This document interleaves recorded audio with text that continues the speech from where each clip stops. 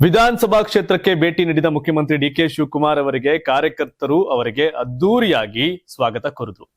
ಮುಖ್ಯಮಂತ್ರಿಯವರ ಆಗಮನದ ಹಿನ್ನೆಲೆ ಆರೋಹಳ್ಳಿ ಪಟ್ಟಣ ಕಾಂಗ್ರೆಸ್ ಬಾವುಟಗಳು, ಬೃಹತ್ ಬ್ಯಾನರ್ಗಳು ಹಾಗೂ ಕಟೌಟ್ಗಳಿಂದ ಕಂಗೊಳಿಸಿತು. ಸಾವಿರಾರು ಕಾರ್ಯಕರ್ತರು ಮತ್ತು ಸಾರ್ವಜನಿಕರು ಜಮಾಯಿಸಿ ಸಂಭ್ರಮಿಸಿದ್ರು. ಹಾರೋಹಳ್ಳಿಯ ಕೋಟೆ ಆಂಜನೇಯ ಸ್ವಾಮಿ ದೇವಸ್ಥಾನಕ್ಕೆ ಭೇಟಿ ನೀಡಿದ ಮುಖ್ಯಮಂತ್ರಿ ವಿಶೇಷ ಪೂಜೆ ಸಲ್ಲಿಸಿದ್ರು. ಬಳಿಕ ತೆರೆದ ವಾಹನದಲ್ಲಿ ರೋಡ್ ಶೋ ನಡೆಸಿದ ಡಿಕೆ ಶಿವಕುಮಾರ್ ಜನರತ್ತ ಕೈ ಬೀಸಿ ಶುಭಾಶಯ ಕೋರಿದ್ರು. ರೋಡ್ ಶೋ ವೇಳೆ ಸಾರ್ವಜನಿಕರು ಹೂಮಳೆಗೈದು ಸಂಭ್ರಮ ವ್ಯಕ್ತಪಡಿಸಿದ್ರು.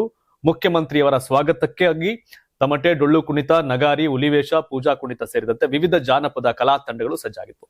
ಮಹಿಳೆಯರು ಪೂರ್ಣಕುಂಭದೊಂದಿಗೆ ಸ್ವಾಗತ ಕೋರಿದ್ದು ಕಾರ್ಯಕ್ರಮದ ಮೆರುಗನ್ನ ಹೆಚ್ಚಿಸಿತು.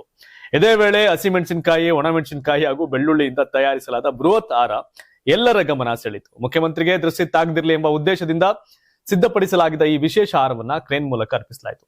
ಈ ಸಂದರ್ಭದಲ್ಲಿ ಜನರನ್ನ ಉದ್ದೇಶಿಸಿ ಮಾತನಾಡಿದಂತ ಡಿಕೆ ಶಿವಕುಮಾರ್, ನಾನು ಎಷ್ಟೇ ದೊಡ್ಡ ಸ್ಥಾನದಲ್ಲಿದ್ದರೂ ಇಲ್ಲಿ ಮುಖ್ಯಮಂತ್ರಿ ಅಲ್ಲ, ನಿಮ್ಮ ಮನೆ ಮಗ ಅಂತ ಭಾವನಾತ್ಮಕವಾಗಿ ಹೇಳಿದ್ರು. ನೀವು ಗೆಲ್ಲಿಸಿದ್ದಕ್ಕೆ ನಾನು ಮುಖ್ಯಮಂತ್ರಿ ಆಗಿದ್ದೇನೆ, ಮುಖ್ಯಮಂತ್ರಿ ಆಗಿದ್ದರೂ ನಾನು ನಿಮ್ಮ ಸೇವಕ, ನಿಮ್ಮೆಲ್ಲರ ಆಶೀರ್ವಾದದಿಂದ ನಾನು ಸಫಲನಾಗಿದ್ದೇನೆ. ನಿಮ್ಮ ಏನೇ ಸಮಸ್ಯೆ ಇದ್ರೂ ನಮ್ಮ ಮನೆಯ ಬಾಗಿಲು ತೆರೆದಿರುತ್ತೆ, ನಿಮ್ಮ ಸಮಸ್ಯೆಗಳಿಗೆ ಪರಿಹಾರ ನೀಡ್ತೇನೆ ಅಂತ ಹೇಳಿದ್ರು. ನಾನು ಇಡೀ ರಾಜ್ಯ ಸುತ್ತಬೇಕಿದೆ, ನಿಮಗೆ ಹೆಚ್ಚು ಸಮಯ ಕೊಡಲು ಆಗಲ್ಲ. 2028ಕ್ಕೂ ನಾನು ಬರಬೇಕು ತಾನೆ, ಬರೀ 2 ವರ್ಷದ ಮುಖ್ಯಮಂತ್ರಿ ನೋಡ್ಬೇಕಾ?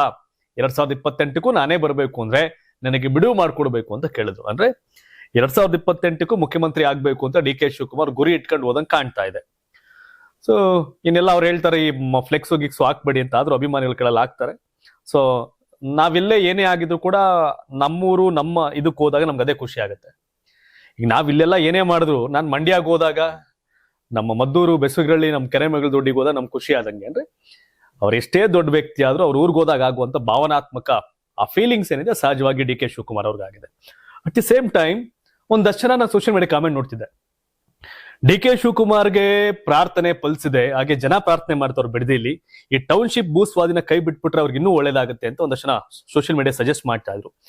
ಡಿ ಕೆ ಶಿವಕುಮಾರ್ ತಮ್ಮ ಇಮೇಜ್ ಅನ್ನ ಬಿಲ್ಡ್ ಮಾಡ್ಕೊಳ್ಳೋಕೆ, ಡೆವಲಪ್ ಮಾಡ್ಕೊಳ್ಳೋಕೆ ಬಹಳ ಟ್ರೈ ಮಾಡ್ತಾವ್ರೆ.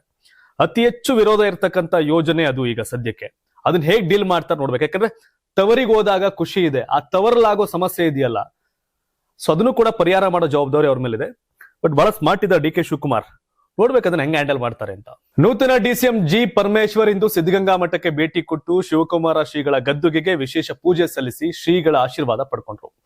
ಬಳಿಕ ಮಾತನಾಡಿದ ಪರಮೇಶ್ವರ್ ಅವರು, ಎಂದಿನ ಸಂಪ್ರದಾಯದಂತೆ ಯಾವುದೇ ಒಂದು ಶುಭ ಕಾರ್ಯ ಅಥವಾ ಮುಂದಿನ ಶುಭಗಳನ್ನ ನಾವು ಆಲೋಚನೆ ಮಾಡುವಾಗ ಸಿದ್ಧಗಂಗಾ ಮಠಕ್ಕೆ ಭೇಟಿ ಕೊಡುವಂತದ್ದು ಸಂಪ್ರದಾಯವಾಗಿ ನಡೆದು ಬಂದಿದೆ.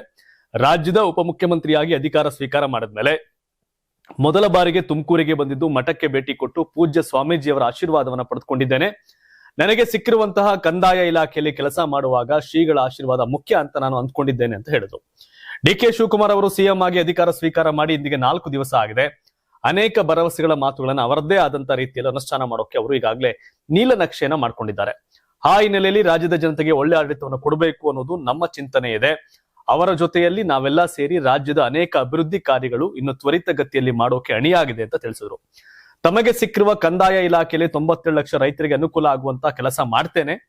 ರೈತ ಕುಟುಂಬಗಳಲ್ಲಿ ಅನೇಕ ಸಮಸ್ಯೆಗಳಿವೆ, ಅವರ ಭೂಮಿಯ ಒಡೆತನ ಇನ್ನೂ ನನ್ನದೇ ಭೂಮಿ ಎಂಬ ಹಕ್ಕನ್ನ ಕೊಡುವಂತದ್ರಲ್ಲಿ ಬಹಳಷ್ಟು ತೊಂದರೆಗಳು ಆಗಿವೆ, ಅದಕ್ಕೆಲ್ಲ ಪರಿಹಾರ ಕೊಡುವ ಭರವಸೆಯನ್ನ ಕೊಟ್ರು. ಪರಮೇಶ್ವರ್ ದುಡ್ಡು ಮಾಡ್ಬೇಕಾಗಿಲ್ಲ, ಅವರೇ ಬೇಕಾದಷ್ಟು ದುಡ್ಡಿದೆ, ಮನುಷ್ಯ ಭ್ರಷ್ಟಾಚಾರಿ ಅಲ್ಲ.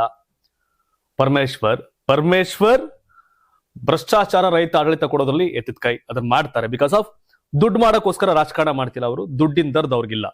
ಹಿಂದೆ ಕೃಷ್ಣ ಬೈರೇಗೌಡ ಕೂಡ ಅಷ್ಟೇ ಒಂದು ವಿಭಿನ್ನ ಶೈಲಿಯಲ್ಲಿ ಆ ಕಂದಾಯ ಇಲಾಖೆ ನಡ್ಸ್ಕೊಂಡ್ ಬಂದವ್ರೆ. ಯಾರು ಏನೇ ಹೇಳ್ಬೋದು, ಕೃಷ್ಣ ಬೈರೇಗೌಡ್ರ ಬಗ್ಗೆ ಅಧಿಕಾರಿಗಳಿಗೆ ಬೇಸರ ಐತಿ, ಯಪ್ಪ ಏನಪ್ಪ ದಿಢೀರ್ ಬಂದ್ಬಿಡುತ್ತೆ, ರೆಡ್ ಮಾಡುತ್ತೆ, ಬೈಯುತ್ತೆ ಅಂತ. ಆದ್ರೆ Krishna Byregowda done good job. ಅದನ್ನ ಮುಂದಕ್ಕೆ ತಗೊಂಡು ಹೋಗುವಂತ capacity DCM doctor G Parameshwar ಅವ್ರಿಗಿದೆ. ಹಾಗೆ ಇನ್ನು ಏನೇನ್ ತಹಶೀಲ್ದಾರ್ ಆಫೀಸಲ್ಲಿ ಎಲ್ಲೆಲ್ಲಿ ಏನೇನ್ ಕಂದಾಯ ಇಲಾಖೆ ಏನೇನ್ ಸಮಸ್ಯೆಗಳಿದೆ ಅದನ್ನ ಸರಿ ಮಾಡೋ ಕೆಲಸ ಆಗ್ಬೇಕು. AC ಅವು ಇವು ಟ್ರಾನ್ಸ್ಫರ್ಗಳಲ್ಲೇ ಕೋಟಿಗಟ್ಟಲೆ ಲಂಚ ನಡೀತಾ ಇರುವಂತ ಟೈಮ್ ಇದು. ಸೊ ಹಾಗಾಗಿ ಪರಮೇಶ್ವರ್ ಇದನ್ನ ಯಾವ ರೀತಿ ಹ್ಯಾಂಡಲ್ ಮಾಡ್ತಾ ನೋಡಬೇಕು. ಕರ್ನಾಟಕ ಕಾಂಗ್ರೆಸ್ ಸರ್ಕಾರದಲ್ಲಿ ಈಗ ಸಚಿವ ಸಂಪುಟ ವಿಸ್ತರಣೆಯ ಸದ್ದು ಜೋರಾಗಿ ಕೇಳಿ ಬರುತ್ತದೆ. ಬೆಳಗಾವಿ ಜಿಲ್ಲೆಗೆ 2ನೇ ಹಂತದಲ್ಲಿ ಮತ್ತೊಂದು ಸಚಿವ ಸ್ಥಾನ ಸಿಗೋದು ಗ್ಯಾರಂಟಿ ಅನ್ನೋ ಬಿಗ್ ಇನ್ಫಾರ್ಮೇಶನ್ ಅನ್ನ ಸಚಿವ ಸತೀಶ್ ಜಾರಕಿಹೊಳಿ ಬಿಚ್ಚಿಟ್ಟಿದ್ದಾರೆ. ಅಷ್ಟೇ ಅಲ್ಲದೆ ಸಚಿವ ಜಮೀರ್ ಅಹಮದ್ ಖಾನ್ ಅವರ ವಿಚಾರ ಮತ್ತು ಮಾಜಿ ಸಿಎಂ ಸಿದ್ದರಾಮಯ್ಯ ಅವರು ಪಕ್ಷದಲ್ಲಿ ಒಂಟಿ ಆಗ್ತಿದ್ದಾರಾ ಅನ್ನೋ ಅಲ್ಚಲ್ ಲಭಿಸಿರುವ ಪ್ರಶ್ನೆಗೂ ಸತೀಶ್ ಜಾರಕಿಹೊಳಿ ಬೆಳಗಾವಿಯಲ್ಲಿ ಖಡಕ್ ಉತ್ತರ ಕೊಟ್ಟಿದ್ದಾರೆ. ಬೆಳಗಾವಿಯಲ್ಲಿ ಮಾಧ್ಯಮಗಳ ಜೊತೆ ಮಾತನಾಡಿದಂತ ಲೋಕೋಪಯೋಗಿ ಸಚಿವ ಸತೀಶ್ ಜಾರಕಿಹೊಳಿ, ಜಿಲ್ಲೆಗೆ ಮತ್ತೊಂದು ಸಚಿವ ಸ್ಥಾನ ಸಿಗುವ ಬಗ್ಗೆ ವಿಶ್ವಾಸವನ್ನ ವ್ಯಕ್ತಪಡಿಸಿದ್ದಾರೆ. 2ನೇ ಹಂತದಲ್ಲಿ ಬೆಳಗಾವಿ ಜಿಲ್ಲೆಗೆ ಮತ್ತೊಂದು ಸಚಿವ ಸ್ಥಾನ ಸಿಗಲಿದೆ. ಆ ಮೂಲಕ ಜಿಲ್ಲೆಗೆ 3ನೇ ಸಚಿವ ಸ್ಥಾನ ಕೇಳೋದ್ರಲ್ಲಿ ಯಾವುದೇ ತಪ್ಪಿಲ್ಲ ಅಂತ ಹೇಳಿದ್ರು. ಇನ್ನು ಜಮೀರ್ ಅಹಮದ್ ಹೆಸರು ಹೈಕಮಾಂಡ್ ಗಮನದಲ್ಲೂ ಇದೆ. ಮುಸ್ಲಿಂ ಸಮುದಾಯಕ್ಕೆ ಯಾವುದೇ ರೀತಿ ಅನ್ಯಾಯವಾಗದಂತೆ ನಾವು ಈಗಾಗಲೇ ಜಮೀರ್ ಅಹಮದ್ ಅವರಿಗೆ ಅವರ ವಿಚಾರದ ಬಗ್ಗೆ ಸುದೀರ್ಘವಾಗಿ ಮಾತನಾಡ್ತಿದ್ದೇವೆ. ಇನ್ನು ಇತ್ತೀಚಿನ ರಾಜಕೀಯ ಬೆಳವಣಿಗೆಗಳಿಂದ ಸಿದ್ದರಾಮಯ್ಯ ಅವರು ಕಾಂಗ್ರೆಸ್ನಲ್ಲಿ ಏಕಾಂಗಿ ಆಗ್ತಿದ್ದಾರಾ ಅನ್ನೋ ಪ್ರಶ್ನೆ ರಾಜಕೀಯ ವಲಯದಲ್ಲಿ ತೀವ್ರ ಕುತೂಹಲ ಮೂಡಿಸಿತ್ತು. ಈ ಪ್ರಶ್ನೆಗೆ ಉತ್ತರ ಕೊಟ್ಟಂತ ಜಾರಕಿಹೊಳಿ ಅವರು ರಾಜ್ಯಸಭೆ ಚುನಾವಣೆಗೆ ಮಲ್ಲಿಕಾರ್ಜುನ್ ಖರ್ಗೆ ಅವರು ನಾಮಿನೇಷನ್ ಸಲ್ಲಿಸಲು ಬಂದಿದ್ರು. ಅಲ್ಲಿ ಬೇರೆ ಯಾರನ್ನೂ ಒಳಗಡೆ ಬಿಡೋದಿಲ್ಲ, ಹಾಗಾಗಿ ಅಲ್ಲಿ ಒಬ್ಬರೇ ಬಂದಿದ್ರು. ನಾಯಕ ಯಾವತ್ತಿದ್ರು ನಾಯಕನೇ ಅಂತ ಹೇಳುವ ಮೂಲಕ ಸಿದ್ದರಾಮಯ್ಯ ಏಕಾಂಗಿ ಆಗಿದ್ದಾರೆ ಅನ್ನೋ ವದಂತಿಗಳಿಗೆ ಬ್ರೇಕ್ ಹಾಕಿದ್ರು. ಸತೀಶ್ ಜಾರಕಿಹೊಳಿ ನಂತರ ಬೆಳಗಾವಿಯಲ್ಲಿ ಮತ್ತೊಂದು ಮಂತ್ರಿಗಿರಿ ಸಿಗುತ್ತೆ ಅನ್ನೋದಾದ್ರೆ ಸಹಜವಾಗಿ ಲಕ್ಷ್ಮೀ ಹೆಬ್ಬಾಳ್ಕರ್ ಅವ್ರ ಹೆಸರಿದೆ. ಅದಕ್ಕಿಂತ ರಾಮದುರ್ಗದ ಅಶೋಕ್ ಪಟ್ಟಣ್ ಇದ್ದಾರೆ. ಅವ್ರು ನಿರಂತರವಾಗಿ MLA ಆಗ್ತಾ ಇದ್ದಾರೆ ಆ ಪಾರ್ಟಿನಲ್ಲಿ. ಇನ್ನು ಲಕ್ಷ್ಮಣ್ ಸವದಿ ಕೂಡ ಆಸ್ಪಿರೆಂಟ್ ಇದ್ದಾರೆ. ಹಿಂದೆ ಬಿಜೆಪಿ ಗವರ್ಮೆಂಟ್ ಅಲ್ಲಿ DCM ಆಗಿದ್ರು. ಅದನ್ನೆಲ್ಲ ಬಿಟ್ಟು ಇವ್ರು ಪಾರ್ಟಿಗೆ ಬಂದವರಲ್ಲ, ಹಾಗಾಗೆಲ್ಲ ಅವ್ರು ದೊಡ್ಡದು ಕೇಳ್ತಾರೆ. ಹಾಗಾಗಿ ಅಶೋಕ್ ಪಟ್ಟಣ್ ಮತ್ತೆ ಲಕ್ಷ್ಮಣ್ ಸವದಿ ಹಾಗೆ ಲಕ್ಷ್ಮೀ ಹೆಬ್ಬಾಳ್ಕರ್ ಮೂವರಿದ್ದಾರೆ. ಅದರಲ್ಲಿ ಲಕ್ಷ್ಮೀ ಹೆಬ್ಬಾಳ್ಕರ್ ನೋಡೋದೇ ಆದ್ರೆ 2ನೇ ಬಾರಿ MLA. ಅಶೋಕ್ ಪಟ್ಟಣ್ ಸೀನಿಯರ್ ಇದ್ದಾರೆ. Laxman Savadi first time Congress MLA. Laxman Savadi ಕಾಂಗ್ರೆಸ್ಸಿಗ ಅಲ್ಲ, ಲಕ್ಷ್ಮಣ್ ಸವದಿ ಈ ಸರಿ ಕಾಂಗ್ರೆಸ್ MLA. ಸೊ ಹಾಗಾಗಿ ಅಶೋಕ್ ಪಟ್ಟಣ್ಗೆ ದಕ್ಕಬೇಕು ಅನ್ನೋದು ಬಹುತೇಕ ಕಾಂಗ್ರೆಸ್ಸಿಗರ ನಿಲವು ಒಲವು. ಹಾಗಾಗಿ ಏನು ಸತೀಶ್ ಜಾರಕಿಹೊಳಿ ಏನು ಹೆಸರು ಹೇಳಿಲ್ಲ ಲಕ್ಷ್ಮೀ ಹೆಬ್ಬಾಳ್ಕರ್ಗಾಗತ್ತೆ ಇವ್ರಿಗಾಗತ್ತೆ ಅಂತ. ಬಟ್ ವರ್ತ್ ಅಂದಾಗ ಅಶೋಕ್ ಪಟ್ಟಣ್ಗಲ್ಲಿ ಮಂತ್ರಿಗಿರಿ ಸಿಕ್ಕಿದ್ರೆ ಸ್ವಲ್ಪ ನ್ಯಾಯ ಕೊಟ್ಟಂಗೆ ಆಗತ್ತ ಪಾಟೀಲ್ ಅಲ್ಲಿಗೆ. ಅಂಡ್ 2ನೇ ಸಿದ್ದರಾಮಯ್ಯ ಏಕಾಂಗಿ ಎಲ್ಲ ರಾಜ್ಯಸಭೆ ಚುನಾವಣೆ ಇದ್ದಾಗ ಒಬ್ಬರೇ ಹೋಗ್ಬೇಕಾಗಿತ್ತು, ಹೋಗಿದ್ದಾರೆ ಅಂತ. ಯಾವತ್ತಿರ ನಾಯಕನೇ ಅಂತ. ಸಿದ್ದರಾಮಯ್ಯನವ್ರು ಇನ್ನೂ ಗಳಿಸ್ಕೊಳ್ಳೋದೇನೈತೆ? ಅತಿ ಹೆಚ್ಚು ಅಧಿಕಾರವನ್ನ ಅನುಭವಿಸಿದಂತಹ ವ್ಯಕ್ತಿ, ಅತಿ ಹೆಚ್ಚು ಕೆಲಸ ಮಾಡಿದಂತ ವ್ಯಕ್ತಿ ಕೂಡ ಹೌದು. ಹಾಗಾಗಿ ಅವರು ಏಕಾಂಗಿ ಲಾಸ್ ಯಾರಿಗೆ? ಕಾಂಗ್ರೆಸ್ಗೆ. ಸಿದ್ದರಾಮಯ್ಯನವರು ಕಾಂಗ್ರೆಸ್ ಅಲ್ಲಿ ಏಕಾಂಗಿ ಅನ್ನೋ ಭಾವನೆ ಸಿದ್ದರಾಮಯ್ಯವ್ರು ಬರೋದ್ ಬೇಡ, ಜನಕ್ಕೆ ಬಂದ್ರೆ ಸಾಕು, ನಷ್ಟ ಅದು ಕಾಂಗ್ರೆಸ್ಗೆನೆ.